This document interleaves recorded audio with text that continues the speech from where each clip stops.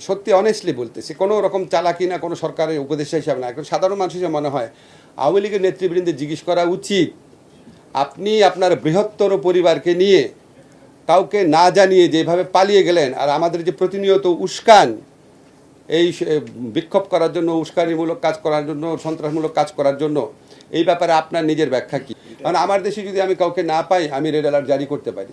Red alert জারি করতে পারি, উনি অন্য কোনো দেশেও তো যেতে পারেন বা অন্য কোথাও তো যেতে পারেন। এটা আমার এক্সট্রাডিশন ট্রিটিটাকে সবাইকে আমি তো অ্যাওয়্যারও করে রাখলাম, বুঝতে না? এই যে সাবেক প্রধানমন্ত্রী প্রসঙ্গে আসলাম, উনি মাঝে মাঝে কল রেকর্ড ফাঁস করে, এই যে পার্সোনাল ব্যক্তিগত কল রেকর্ড ফাঁস করে যে দেশকে অস্থিতিশীল করা কিংবা বিভিন্ন ব্যক্তিকে অস্থিতিশীল করা, এই বিষয়ে কোনো প্রতিকার করা বা এই যে ব্যক্তিগত কল রেকর্ড ফাঁস করা, এটা তো আমার মন্ত্রণালয়ের বিষয় না। তবে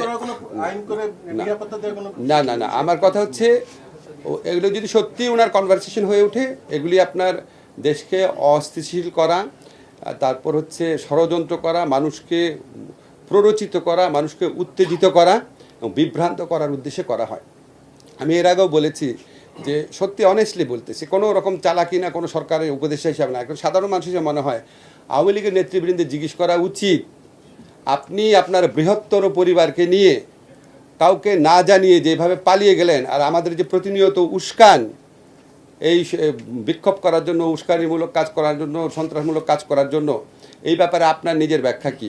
উনি ওনার ভাগ্নে টাগ্নে তাদেরকে এই সরকার পতনের 2-3 দিন আগে নিরাপদে পাঠিয়ে দিয়েছিলেন কেন?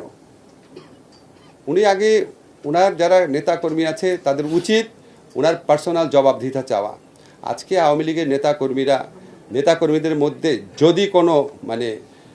যদি কোনো নিরীহ কর্মী নেতা থেকে থাকেন, তারা প্রত্যেকে বিপদে পড়ছেন এই শেখ হাসিনার স্বৈরাচারী ফ্যাসিস্ট শাসনামল এবং এই রকম নিপীড়ন নির্যাতন বাংলাদেশের মানুষকে করার জন্য।